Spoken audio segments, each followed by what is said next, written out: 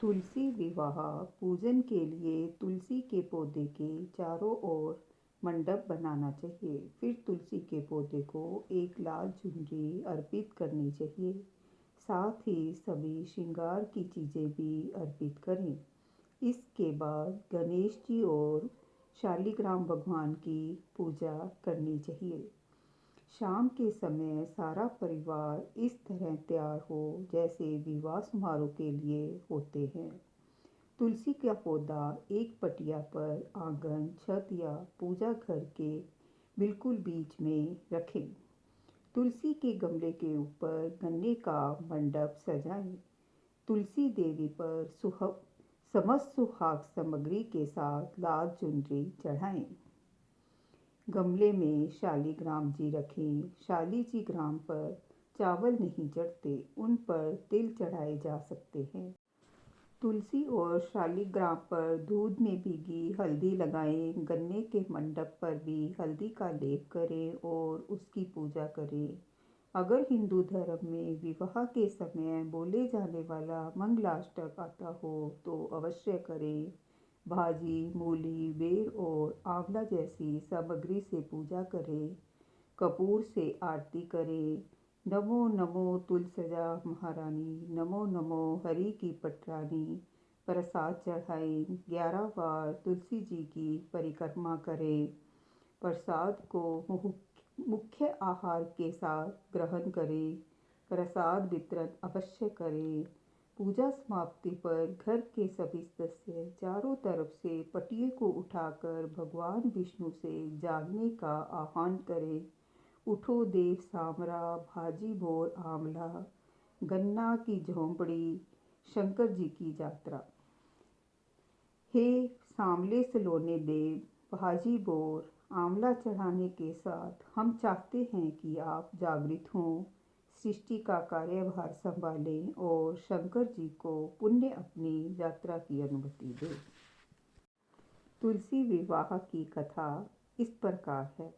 कार्तिक महीने की देव उठनी एकादशी को पूरे 4 महीने तक सोने के बाद जब भगवान विष्णु जागते हैं तो सबसे पहले तुलसी से विवाह करते हैं।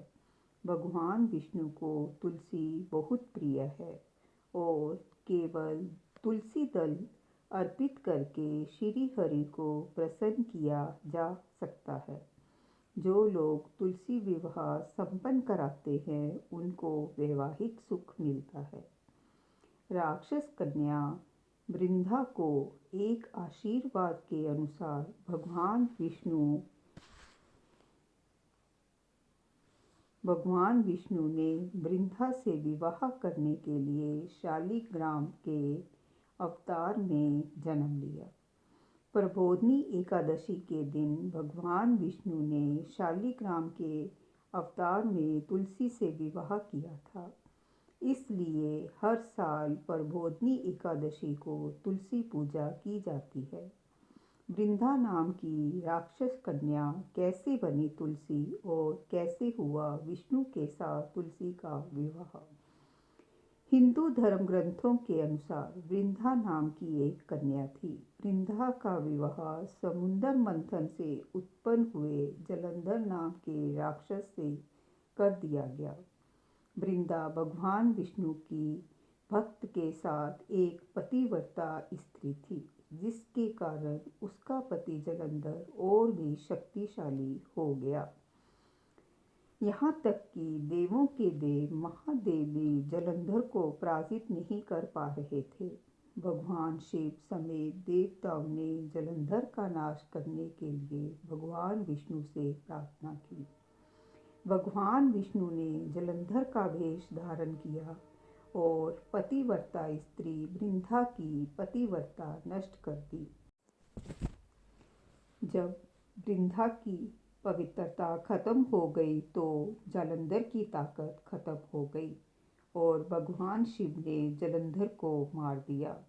वृंदा जब भगवान विष्णु की माया का पता चला तो वह क्रुद्ध हो गई और उन्हें भगवान विष्णु को काला पत्थर बनने का शाप दे दिया। वृंदा ने भगवान विष्णु को शाप दिया कि वह अपनी पत्नी से अलग हो जाए। राम के अवतार में भगवान सीता माता से अलग होते हैं। भगवान को पत्थर का होते देख सभी देवी देवताओं में हाहाकार मच गया। फिर माता लक्ष्मी ने वृंदा से प्रार्थना की। तब वृंदा ने जगत कल्याण के लिए अपना श्राप वापस ले लिया और खुद जलंधर के साथ सती हो गई।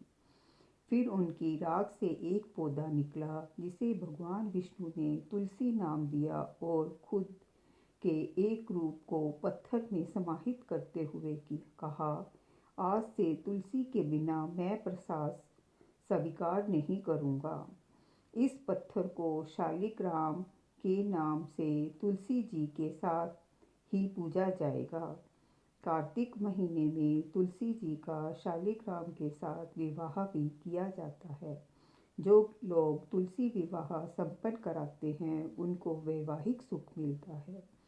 देवो उत्थान एकादशी पर केवल तुलसी विवाह ही नहीं होता, इस व्रत के शुभ प्रभाव से शादी में आ रही सारी रुकावटें दूर होने लगती हैं और शुभ विवाह का योग जल्दी ही बन जाता है।